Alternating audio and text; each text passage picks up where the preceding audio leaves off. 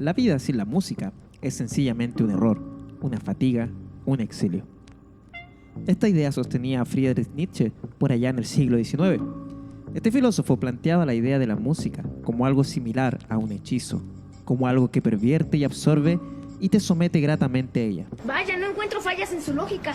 Y nos queda más que claro que la música siempre ha correspondido a una de las expresiones fundamentales del ser humano.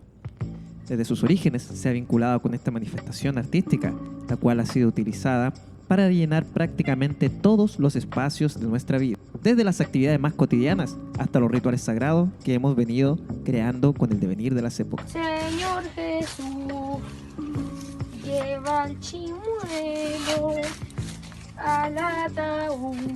Con el correr de los tiempos, las manifestaciones musicales han ido mutando, evolucionando, y gracias a las nuevas tecnologías desarrolladas fundamentalmente durante el siglo XX, la música se ha ido convirtiendo en algo masivo, presente en todos los rincones del mundo y sin mayores distinciones de clases sociales. En el caso de nuestro continente, este no ha quedado ajeno a estos procesos culturales, con distintos devenires de acuerdo a las modas y a las tendencias presentes en los distintos momentos del periodo. ¿Qué cosas, no? A partir de la década de 1930, la radio se consolidará como el gran medio de comunicación y de entretenimiento, abarcando desde las zonas urbanas a las rurales, navegando por distintos estilos de acuerdo a las preferencias particulares de cada rincón del continente. La música extranjera se convertirá en una fuerte influencia y los ritmos venidos desde el norte vendrán a dejar un fuerte influjo a mediados del siglo, sobre todo a partir de fenómenos como la Beatlemanía o la explosión del rock and roll. A nivel continental, a inicio del periodo, la música popular y la música folclórica no contarán con mucho prestigio, sobre todo por lo concerniente al legado del siglo XIX, un periodo fuertemente marcado por el ideal civilizador blanco europeo, en el cual se mirará hacia el viejo continente como el ideal de la cultura para desarrollar dentro de las jóvenes naciones americanas.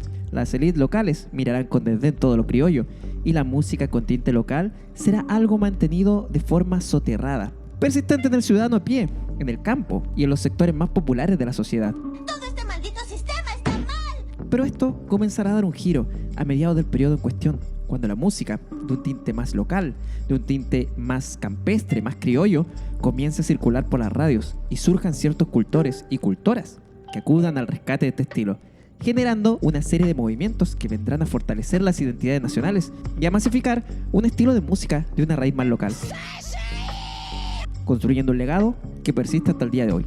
En este sentido, y continuando con el último capítulo del especial de marzo, hoy conversaremos en torno al legado musical y cultural de dos mujeres fundamentales dentro de la música popular del sector pacífico de Latinoamérica. Dos figuras gigantescas que vendrán a convertirse en pilares del culto musical con un sello más local y que persiste hasta el día de hoy. Y así, en este episodio, conversaremos sobre las figuras de Chabuca Granda y de Violeta Parra.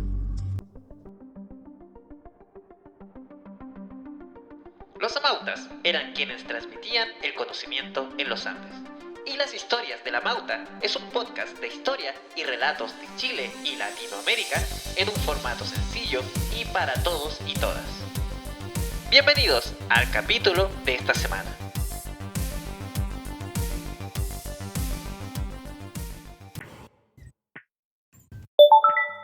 En el departamento de Apurímac, en el centro sur del Perú, en septiembre de 1820, nacerá María Isabel Granda y Luco, hija de José e Isabel, un ingeniero en minas y una mujer de hogar, descendiente de una familia notable del Perú del siglo XIX. ¡Qué elegancia la de Francia! A los 3 años migrarán hacia Lima, instalándose en la zona de Barranco, en particular en la famosa y concurrida Bajada de Baños. María Isabel se formará en un colegio católico, en donde pasará a formar parte del coro del Colegio de los Sagrados Corazones, dando sus primeros pasos dentro de la música. Posteriormente, pasará a continuar sus estudios en la Pontificia Universidad Católica del Perú.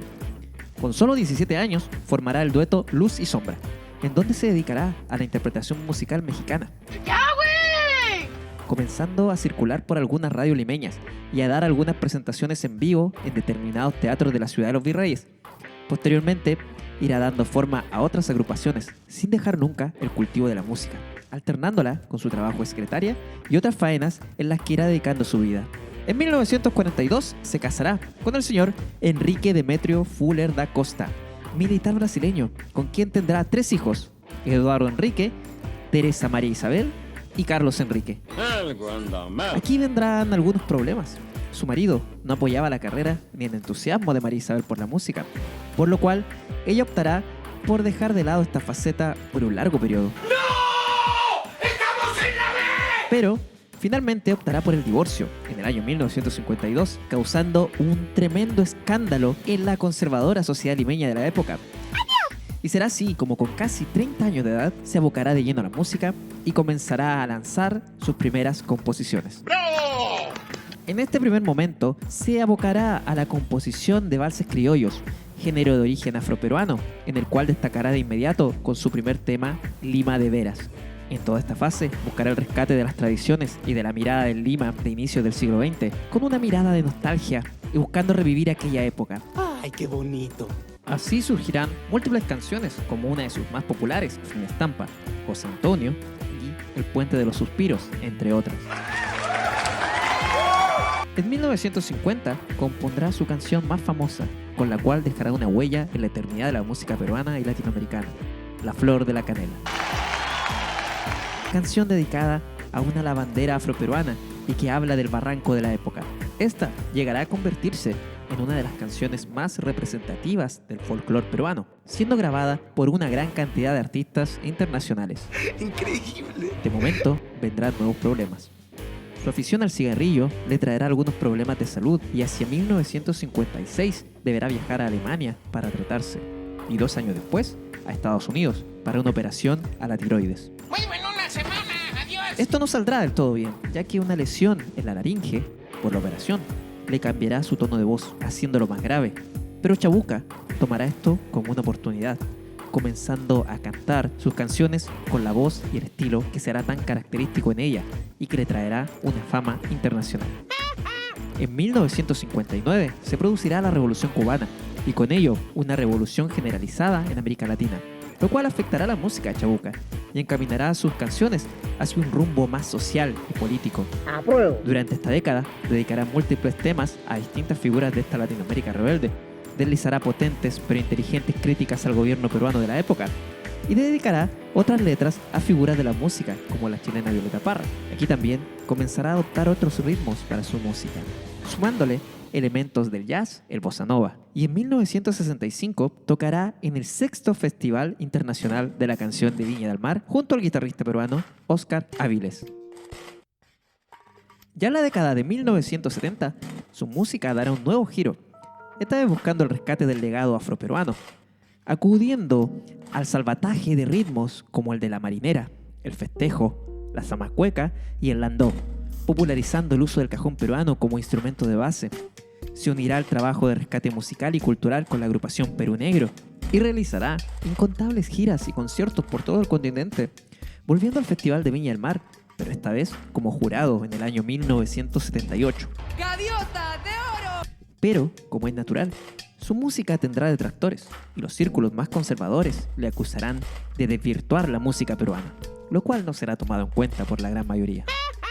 En agosto de 1980, Chabuca se encontrará en Colombia y estando en pleno show en la ciudad de Bogotá, sufrirá un infarto al corazón. Y solo 2 años después sufrirá un segundo infarto, esta vez en Lima. Los médicos le recomendarán una compleja operación, por lo cual viajará hasta Florida, en los Estados Unidos, para este tratamiento, siendo operada a corazón abierto el 2 de marzo de 1983. Casi una semana después, la voz de Chabuca se callará para siempre a raíz de complicaciones en el postoperatorio.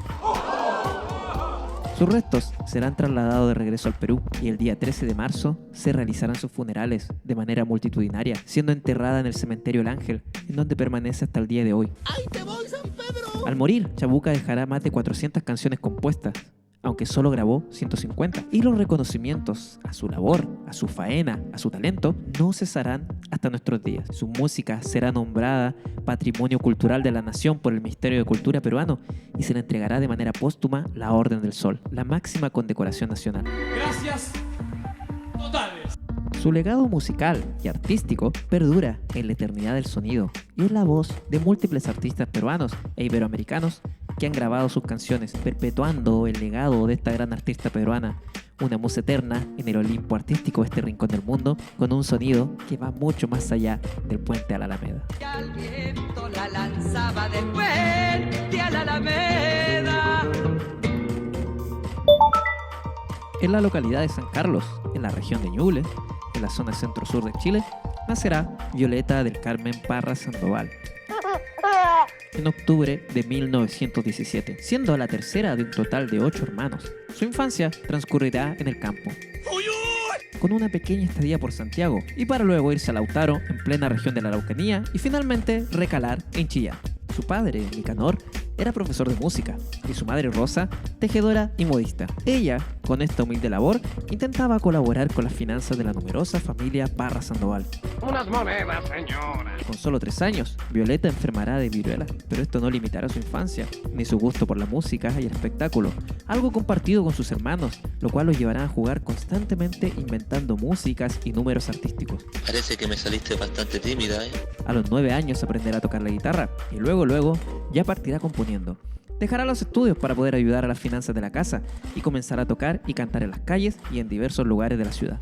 Y esto se va a controlar. Al cumplir 12 años su padre fallecerá, lo cual complicará aún más la situación económica de la familia, por lo cual, 3 años después, emigrará hacia Santiago, invitada por su hermano Nicanor, quien trabajaba aquí. Retomará los estudios, pero pronto abandonará este camino para dedicarse a tocar y cantar en bares y en las calles de la ciudad junto a su hermana Hilda. ¡Ay, caramba! Pronto toda la familia se trasladará a la capital y en 1937 Violeta iniciará de lleno su carrera artística, cantando en el restaurante El Popular, junto a sus hermanos y en diversos locales también de la misma ciudad. En esta rutina conocerá a quien se convertirá en su marido, Luis Cereceda Arenas, un obrero ferroviario con quien tendrá 2 hijos, Isabel y Ángel. Sí, entendí la referencia. Gracias a Luis entrará en la vida política, afiliándose al Partido Comunista y apoyando la campaña de Gabriel González Videla en 1946. Violeta continuará su vida artística viajando por la zona central de Chile y entrando al mundo del teatro. Esto le acarreará algunos problemas matrimoniales, llegando al divorcio en 1948. ¡Un clásico! Pero al año siguiente se casará con Luis Arce. ¡Qué bruto focalicero! Y nacerá su tercera hija, Carmen Luisa, y luego la pequeña Rosa Clara. Adentrándose en la década de 1950, comenzará a codearse con los círculos artísticos chilenos, compartiendo con poetas de la talla de Pablo Neruda y Pablo de Roca. Y su hermano Nicanor le recomendará comenzar con la tarea del rescate de la música tradicional chilena, realizando un salvataje desde el campo para ir preservando el sonido más originario del folclore chileno. Comenzará a sonar en las radios locales y con una fama que le permitirá viajar por Europa. Por Europa no, esos compañeros chicos, las cumbres, pura gente llora. Teniendo un éxito inusitado, sumamente inesperado, con su música. Estando en París, se enterará de la muerte de su bebé Rosa Clara, quien morirá en Chile con solo 2 años de edad. No es cierto. Diles que no es cierto. Durante estos años, se popularizará una de sus composiciones más célebres, El Casamiento de Negros.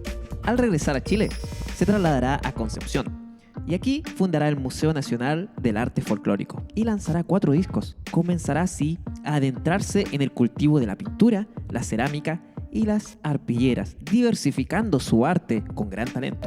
Gusta el arte, todo tipo de arte. Ya en 1961 se trasladará a Argentina. Acá tendrá un gran éxito y al año siguiente, junto a sus hijos Ángel e Isabel y su nieta Tita, recorrerán la Unión Soviética, Alemania, Italia, para finalmente establecerse en París. Y ahora, ma chérie, podemos empezar de nuevo. Aquí comenzará a grabar algunos discos junto a sus hijos y de este periodo surgirán composiciones como Arriba quemando el sol y Violeta ausente, la cual exponía la nostalgia de Violeta por ese Chile que había dejado atrás. Ya en 1964 se convertirá en la primera latinoamericana en exponer en el Palacio del Louvre. ¡Es hermosa! Mostrando sus óleos, arpilleras y esculturas, y también escribirá un libro de poesía. Y además, la televisión suiza hará un documental con su obra, el cual se conserva hasta la actualidad. Aquí conocerá al que será el gran amor de su vida, Gilbert Fault, antropólogo y músico suizo. ¿Qué pasa, el desgraciado? desgraciado! De este periodo surgirá una música más combativa que dará origen al movimiento conocido como la Nueva Canción Chilena. Somos el primer país de Chile. Aquí hablará sobre las profundas injusticias que se vivían en el Chile de la época y surgirán canciones como Miren cómo sonríen, ¿Qué dirá el Santo Padre? Y Arauco tiene una pena, entre otras. Hacia 1965 regresará a Chile para instalarse en la comuna de La Reina con su carpa, la cual ella planeaba convertir en el gran centro del folclore chileno. Y aquí compartirá con artistas de la talla de Víctor Jara y Patricio Mans, entre otros. Sí, como si estas cosas pasaran. Pero el proyecto no prosperará y el apoyo del público será escaso. Para peor, al año siguiente, Gilbert, su pareja, la dejará y será a Bolivia. Se acabó, me voy de aquí. Al tiempo, Violeta decidirá dejar todo y partir tras él, llevándose una tremenda decepción al encontrarlo en Bolivia, casado con otra mujer. No hay emoticón que describa lo que siento.